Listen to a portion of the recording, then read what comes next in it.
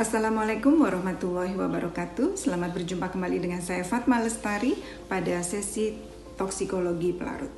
Pada sesi kali ini kita akan membahas mengenai definisi pelarut organik, sifat-sifat pelarut organik, faktor risiko yang meliputi identifikasi toksikan dan jalur pajanan, dosis, distribusi, toksisitas lokal dan sistemik, hubungan dosis respon, biotransformasi dan eliminasi, serta contoh pelarut organik di tempat kerja. Kita mulai dengan definisi pelarut. Pelarut adalah zat yang dapat melarutkan zat lainnya. Terlarut kita sebut sebagai solute. Membentuk larutan yang terdispersi secara uniform atau yang dikenal sebagai larutan atau solution pada level ion maupun molekular. Pelarut dapat dibagi menjadi dua. Pelarut air atau kita sebut sebagai water base dan pelarut organik atau kita sebut sebagai solvent base.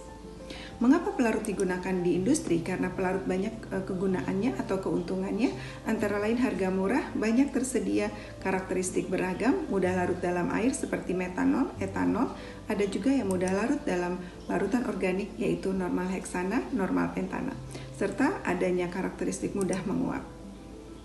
Penggunaan pelarut di industri dapat sebagai cleaning, bahan cleaning, degreasing, thinning, dan juga ekstraksi.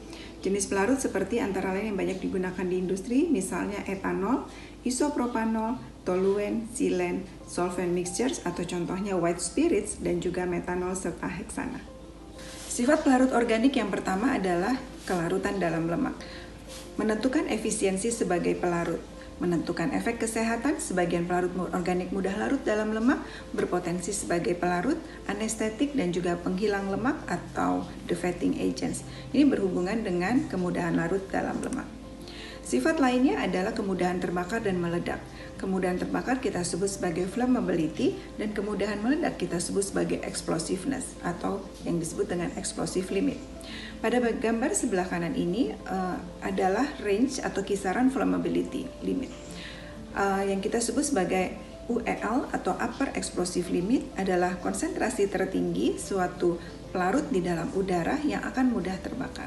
Sedangkan lower explosive limit atau LEL adalah konsentrasi terendah sebuah pelarut di udara yang akan dapat terbakar.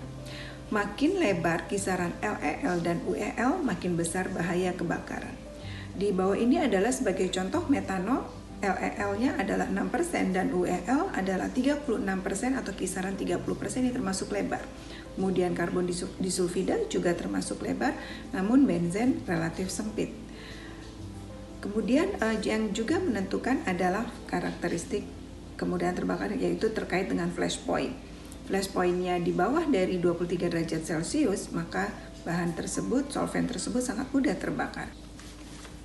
Sifat pelarut organik berikutnya adalah kemudahan menguap atau yang dikenal sebagai volatility. Makin mudah menguap suatu pelarut organik, makin besar konsentrasinya di udara.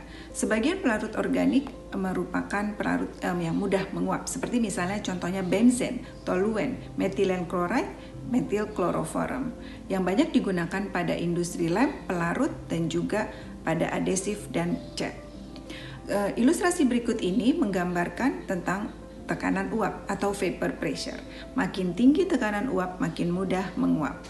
Titik didih, apabila titik didih makin rendah, makin mudah menguap.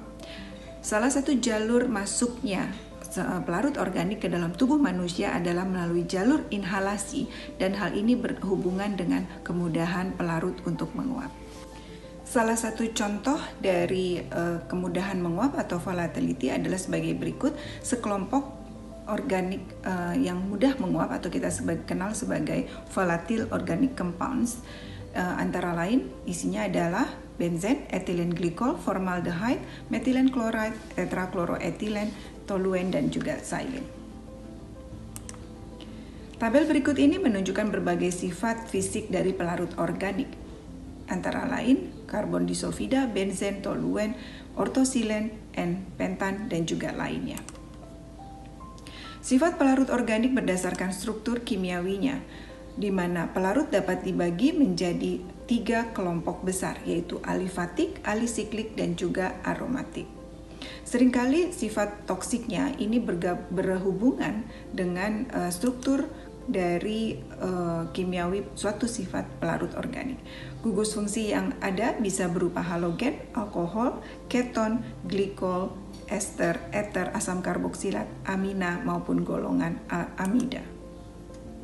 Berikut ini adalah struktur kimiawi dari pelarut organik. Faktor risiko pelarut organik di tempat kerja. Jutaan pekerja terpajan oleh pelarut organik dengan berbagai situasi. Bahaya kesehatan yang timbul akibat pajanan terhadap pelarut organik termasuk juga toksisitasnya adalah terhadap sistem saraf pusat, kerusakan reproduksi, kerusakan ginjal dan juga hati, kerusakan pada sistem respiratori dan juga menyebabkan kanker dan dermatitis. Ini berdasarkan data dari OSHA. Identifikasi toksikan, bahan kimia apa yang terkandung di dalamnya. Yang pertama bisa kita lakukan berdasarkan dari informasi yang terdapat dalam Safety Data Sheet atau SDS. Hati-hati juga apakah senyawa organik tersebut, larutan organik tersebut adalah berupa campuran dengan nama dagang solvent 100 misalnya. Ketika dianalisis menggunakan komposisi gas kromatografi, isinya bisa beragam antara lain etilbenzen dan juga propilbenzen. Banyak komposisinya tidak diketahui, dapat dilakukan analisis dengan elektron impact gas kromatografi mass spec. Produksi pelarut organik umumnya tertutup atau enclosed. Pajanan dapat terjadi pada saat pekerjaan maintenance ketika pipa dibuka, pompa dan valve diangkat untuk diservis. Fugitive emission atau kebocoran pada valves dan joints, dan juga tumpahan atau ketika terjadi perpindahan transfer solvent. Jalur pajanan yang utama adalah melalui inhalasi. Selain itu juga bisa masuk melalui absorpsi kulit, tertelan maupun absorpsi pada mata. Faktor-faktor yang mempengaruhi pajanan pelarut. Yang pertama adalah frekuensi pajanan, kemudahan menguap, kelarutan, dan juga konsentrasi uap. Jalur inhalasi merupakan jalur utama pajanan pelarut di tempat kerja. Kurang lebih ada sekitar uptake atau persen dosis yang terhirup, tertahan dan terabsorpsi antara lain 40 sampai 80%. Peningkatan aktivitas fisik meningkatkan absorpsi, uap masuk ke dalam paru-paru dan kemudian masuk ke dalam sistem peredaran darah. Luas permukaan paru-paru sekitar 140 meter square, lapisan tipis sel mudah ditembus alveoli dan terjadi pertukaran gas oksigen dan CO2 darah. Luas permukaan kulit 1,5 hingga 2 meter square, sehingga dapat terjadilah jalur utama pajanan pelarut di tempat kerja antara lain melalui inhalasi dan juga kulit. Berikut ini adalah struktur